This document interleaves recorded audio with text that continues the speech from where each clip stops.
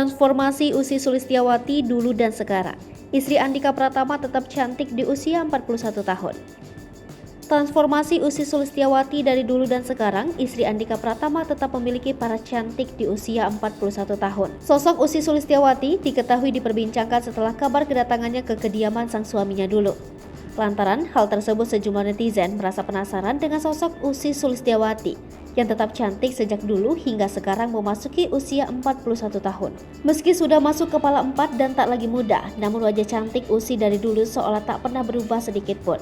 Bahkan, istri dari Andhika Pratama ini terbilang menjadi salah satu artis yang awet muda. Berikut transformasi Ussy Sulistyawati dulu dan sekarang, tetap cantik di usia 41 tahun. Penampilan Ussy Sulistyawati dulu berambut pendek dan sekarang berambut panjang. Ussy Sulistyawati tetap tampil mesra dengan Andhika Pratama meski sudah 11 tahun menikah. Ussy Sulistyawati saat dulu tampil natural dan kini lebih sering menggunakan make up. Penampilan Ussy yang dulu tomboy kini berubah menjadi feminim. Potret Ussy Sulistyawati saat mengawali karir dan masa kini.